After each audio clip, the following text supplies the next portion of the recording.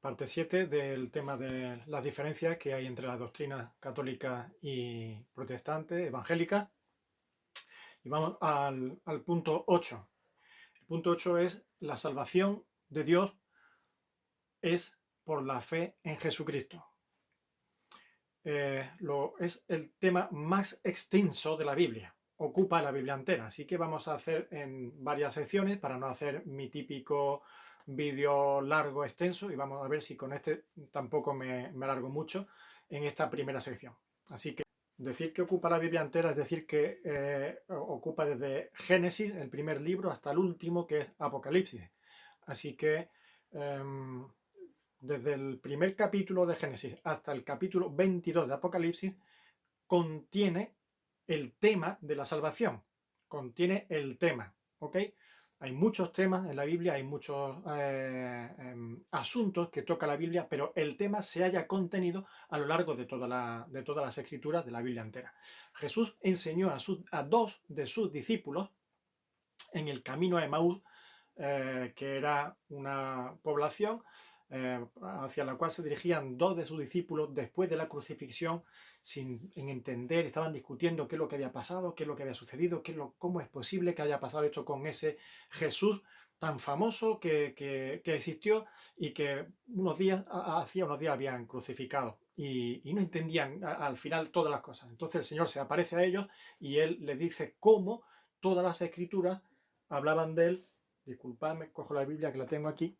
Como todas las escrituras, empezando, bueno, lo tengo aquí escrito, lo leo, en Lucas 24-27, comenzando desde Moisés y siguiendo por todos los profetas, les declaraba en todas las escrituras lo que de él decían. Así que la Biblia, aunque no contenga la palabra Jesucristo en un libro, la persona y la enseñanza acerca de Jesucristo sí está ahí en ese libro, ¿no? Desde Génesis.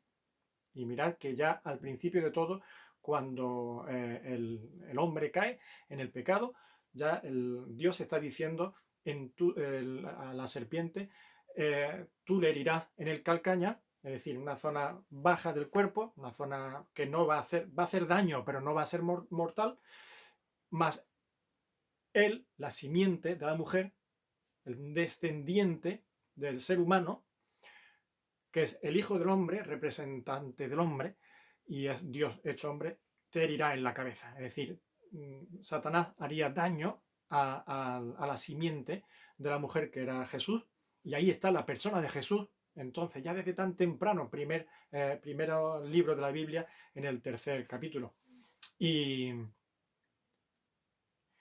también aparece, se le dice cómo esa simiente sí que hará daño hasta la muerte, y él te herirá en la cabeza, un daño mortal. Jesucristo vencerá al mismo diablo y a toda la fuerza del mal. Entonces, entramos en terreno fuerte, terreno muy pesado, muy potente, hablando metafóricamente, ¿no? En el asunto de la revelación, de las escrituras, de la Biblia, ¿no? En la cual los creyentes nos basamos y fuera de ella no aceptamos otra revelación. Cuando me preguntaban de pequeño cuáles eran las diferencias entre protestantes y católicos, yo decía que habían muchas. Mira, hay muchas diferencias, pero te voy a decir la fundamental, la principal, y que es la que realmente interesa, ¿no? La esencial. Y marcaba, por tanto, y lo decía en ese sentido, mira, hay mucha diferencia, pero hay una que es esencial porque marca realmente no solamente diferencias, sino cierto distanciamiento, cierta separación entre una doctrina y la otra, cierto o absoluto distanciamiento y separación, ¿no? Hay aspectos y contenidos doctrinales y de fe que pueden admitir ciertos márgenes de tolerancia.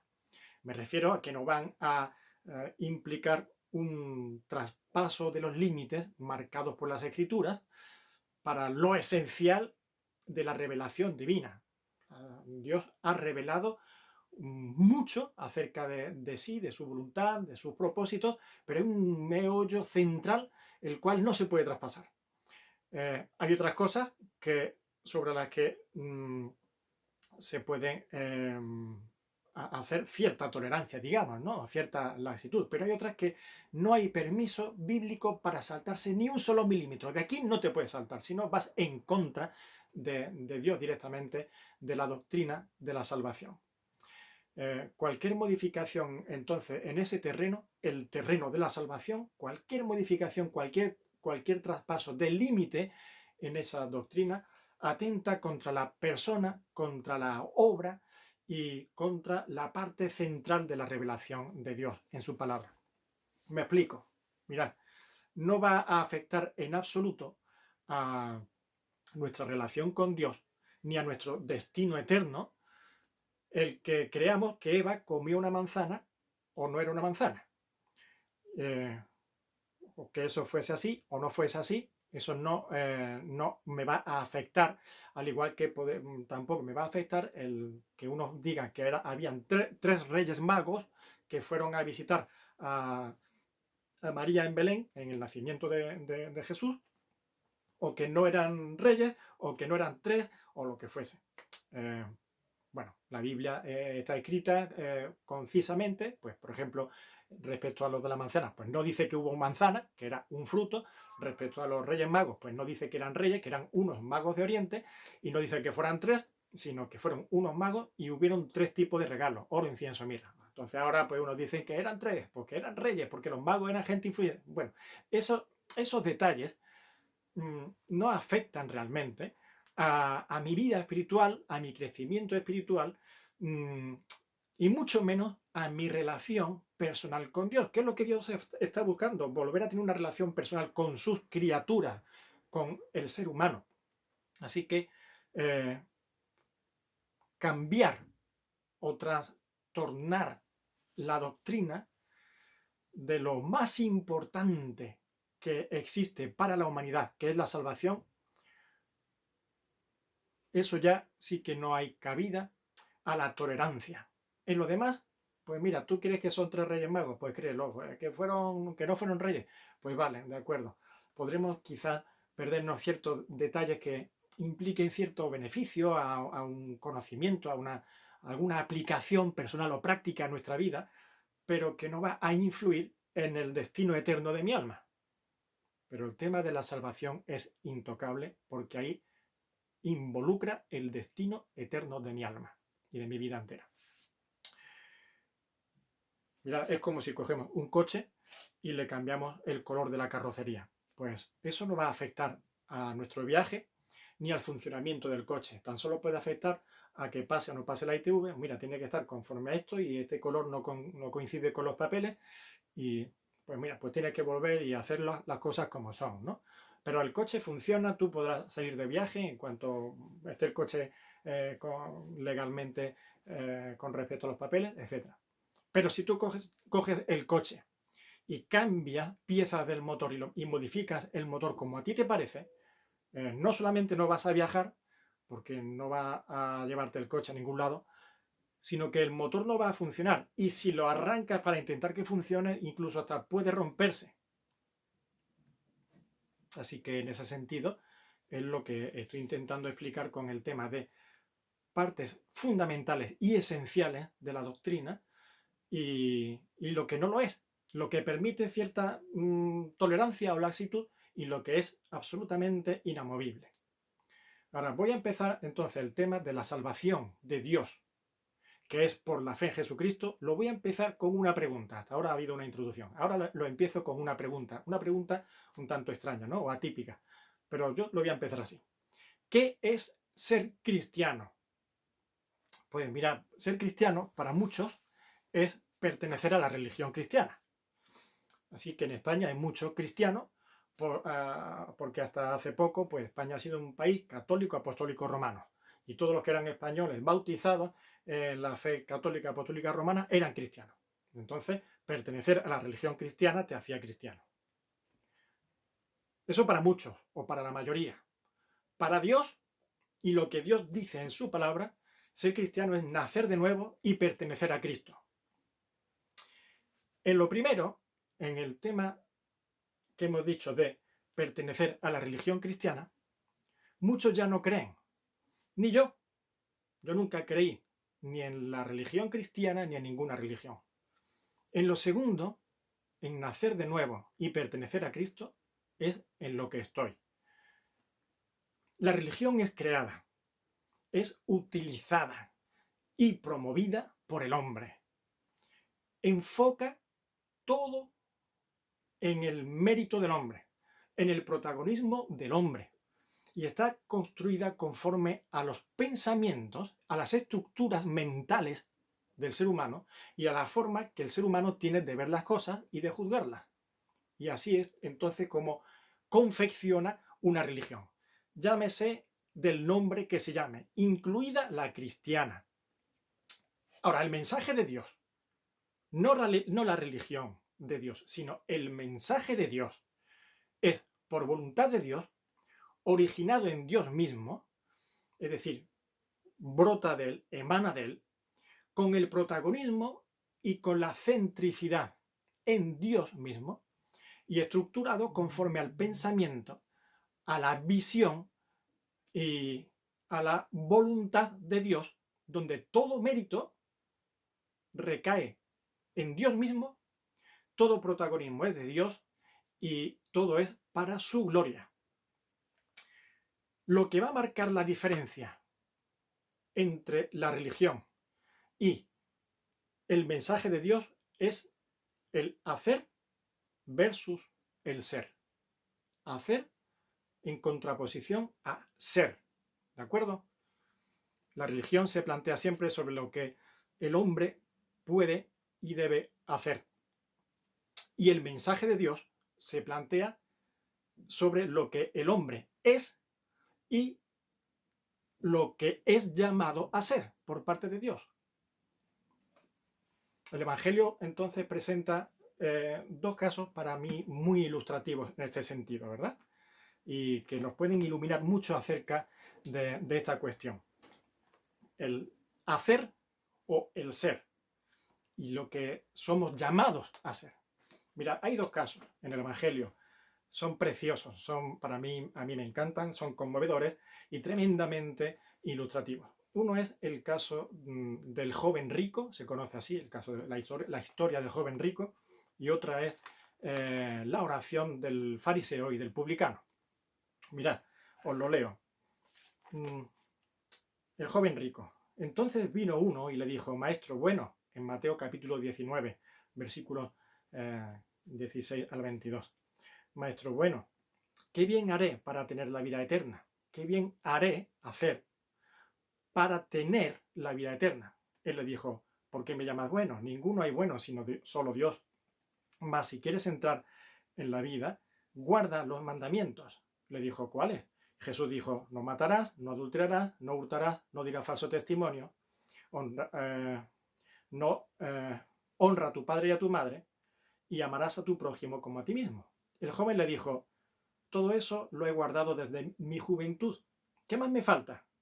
Jesús le dijo, si quieres ser perfecto, anda, vende lo que tienes y dalo a los pobres y tendrás tesoro en el cielo. Y ven y sígueme. Oyendo el joven esta palabra, se fue triste porque tenía muchas posesiones. Muy interesante este pasaje. Os aconsejo que lo leáis en vuestra casa y lo penséis bien cada palabra, cada frase. Y ahora Lucas, capítulo 18, versículo 9 al 14. Mirad, a unos que confiaban en sí mismos como justos y menospreciaban a los otros, dijo también esta parábola. Dos hombres subieron al templo a orar. Uno era fariseo, un religioso, judío muy importante, y el otro publicano. El publicano era el que se encargaba del cobro de impuestos y era gente muy mal vista. El fariseo, puesto en pie, oraba consigo mismo de esta manera. Dios, te doy gracias porque no soy como los otros hombres, ladrones, injustos, adúlteros, ni aun como este publicano. Ayuno 2 veces a la semana. Doy diezmos de todo lo que gano. Doy el 10% de todo lo que gano. Mas el publicano, estando lejos, no quería ni aun alzar los ojos al cielo, sino que se golpeaba el pecho diciendo, Dios mío, sé propicio a mí, pecador. Ahora Jesús dice, os digo que este, el publicano, descendió a su casa justificado antes que el otro, porque cualquiera que se enaltece será humillado y el que se humilla será enaltecido.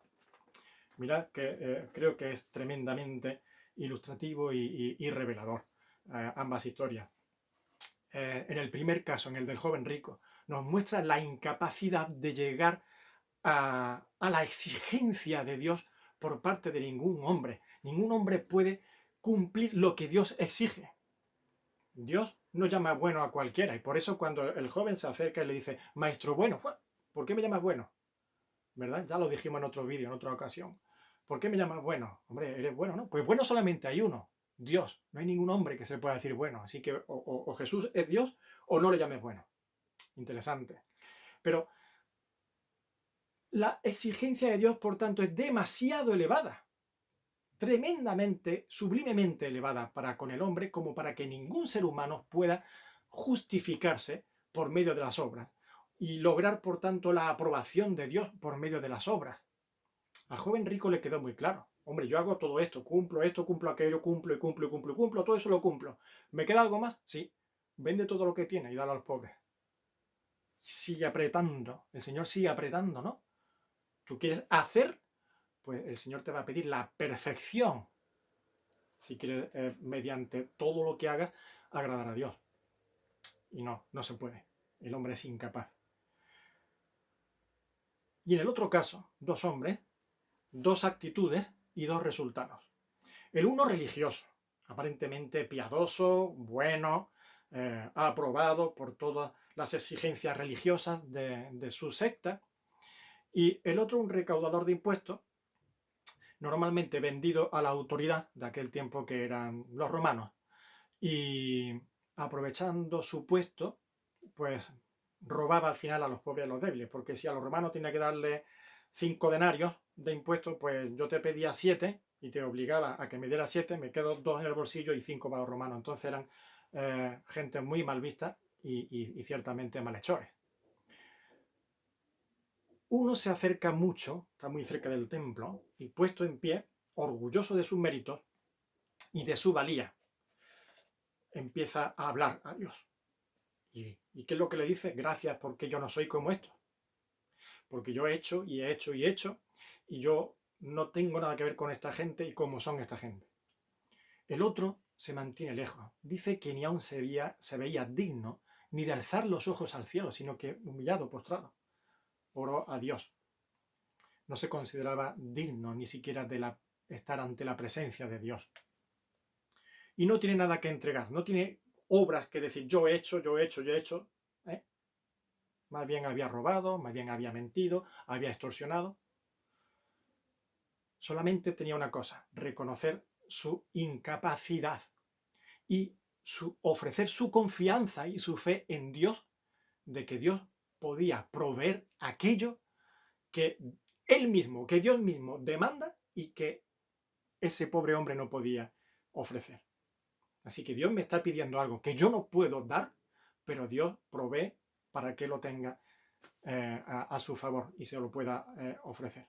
Sé propicio a mí, pecador. La religión le ha otorgado a uno una actitud de autosuficiencia, una actitud egocéntrica, menospreciadora hacia el prójimo y vanagloriosa y soberbia delante de Dios. Sin embargo, la fe ha otorgado al otro una condición de humillación personal y reconocimiento de la gracia de Dios y del amor de Dios. La religión no precisa de fe, porque no confía en Dios. La religión se basa en la autocontemplación, en el autobeneplácito. Yo lo hago bien, estoy cumpliendo bien, todo mi esfuerzo es muy bueno y muy válido y lo estoy haciendo de maravilla. La fe, sin embargo, no mira así ni obra así. Ahora, la Biblia es clara entonces y contundente en este aspecto. La religión te exige sacrificios. Dios te pide arrepentimiento y fe. Salmo 51, 16 al 17. Mirad lo que escribió el rey David. Porque no quieres sacrificio, que yo lo daría. No quieres holocausto, un tipo de sacrificio. Los sacrificios de Dios son el espíritu quebrantado y al corazón contrito y humillado no despreciarás tú, oh Dios. Y después Santiago escribe en su epístola a los creyentes, dice, señores, que Dios resiste a los soberbios, a los altivos, los resiste, los deja aparte, no tienes nada que hacer conmigo, y da gracia a los humildes. A todo humilde Dios está presto a tomarlos para sí y a dar una respuesta muy benevolente, salvífica incluso. Así que jamás es imposible por ninguna de las maneras que ningún hombre se salve por las obras. Nadie puede ser lo suficientemente bueno para lograr el perdón de Dios. Todas las buenas obras del mundo serían insuficientes para lograr la salvación de nuestros pecados que nos encadenan con cadenas irrompibles a una condenación eterna. Todo sacrificio es insuficiente ante las demandas de Dios. Sin embargo, cualquiera que lea un poco y conozca un poco la Biblia y conozca el Antiguo Testamento, verá que hay un sistema de sacerdocio establecido por Dios donde se enseña a realizar una serie de sacrificios establecidos por Dios. Y Esteban, tú me estás diciendo que Dios no quiere sacrificios. Hemos leído que hay un versículo donde dice que Dios no quiere sacrificios, sino que los sacrificios que Dios demanda es el espíritu contrito y humillado. ¿Y esto qué es lo que es entonces? Todos esos sacrificios, ¿qué significan? Mirad, aquellos sacrificios que Dios estableció no eran el medio de salvación, sino que era el medio de guiar hacia la salvación, para entenderla, para enfocar el corazón y la mente a eso, a que Dios no se basa en las cosas materiales. Dios se está basando en el espíritu del hombre, en la intención, en lo que condiciona tu corazón. ¿Tú por qué vas con un cordero a entregarlo y sacrificarlo por los pecados? ¿Porque te vas a quedar muy tranquilamente pecando sabiendo que después lleva un cordero y matas? Al final eso es lo que hizo Israel, y lo que hacían muchos, y lo que hacemos muchos, o hacen muchos, ¿verdad? En nombre de la religión. Yo hago el mal, después cojo, rezo 50 Padres Nuestros, o me doy 40 latigazos, o sacrifico un cordero, y Dios me perdona. Y mañana volveré a hacer otra vez el mal, y que volveré a hacer mis latigazos, mis rezos, o el cordero sacrificado. Entonces, Dios está guiando, mediante el sacrificio, estaba guiando a su propósito y a la meta, que es la salvífica realmente. Y esa meta es Cristo. Porque cuando una persona sacrificaba en Israel al cordero, estaba viendo a una víctima inocente, derramando su sangre, es decir, su vida, en vez de morir él, el que sacrificaba, ¿de acuerdo? No moría por la culpa, moría el inocente. Y eso debía mover la conciencia del hombre, pensando, hay un inocente muriendo, que no ha hecho nada. Y yo soy culpable, sí, yo el que he pecado, y a mí no me pasa nada. Eso es lo que Dios busca en el hombre, trastornar el corazón, compungirlo, estrujarlo. Hombre, reacciona ya, Esteban. Date cuenta ya que tienes que arrepentirte y darte cuenta y ser consciente de lo que hay en tu corazón que debe ser purificado, y no es precisamente con rituales externos, sino mediante ¿el qué? Pues mirad, solamente hay un único y suficiente sacrificio, el del Hijo de Dios, que su entrega sería semejante a los sacrificios que se hicieron en el Antiguo Testamento, representando así al verdadero sacrificio. Esos sacrificios no eran válidos para salvar, era el de Jesucristo, pero esos apuntaban a Jesucristo. Habían sacrificios de holocausto, sacrificios de paz, sacrificios por la expiación por la culpa, acción de gracias, distintos tipos de sacrificios, y todos en su conjunto apuntaban al de Cristo, que es completo en todo.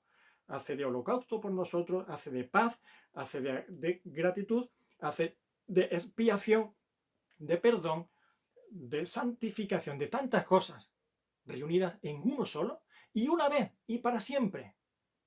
Y ahora Dios te dice, ¿tú crees eso? ¿Tú crees que en mí hay tanto amor por ti como para que yo envíe al ser eterno y santo que es el Verbo de Dios y que ha nacido en este mundo como el Hijo de Dios, el Hijo del hombre que te representa a ti también, para que Él, siendo una víctima sin culpa, muera de la forma que murió por ti, por tu culpa y por tu pecado, ¿tú lo crees? Y ahí está entonces la respuesta de fe. El corazón tiene que humillarse. Y no hay mayor humillación para un ser humano que reconocer que es incapaz. A todos nos gusta tener capacidad de hacer algo. Yo soy capaz, yo tengo fuerza, yo valgo, yo puedo. Y voy a hacer todo lo posible para alcanzar el cielo. Y así fue Babel. Vamos a hacer una torre para llegar al cielo. No, al cielo no se llega con tus esfuerzos. No hay forma de llegar al cielo. Ahora Dios te está diciendo, reconoce que tú eres incapaz, pero que yo te quiero tener conmigo.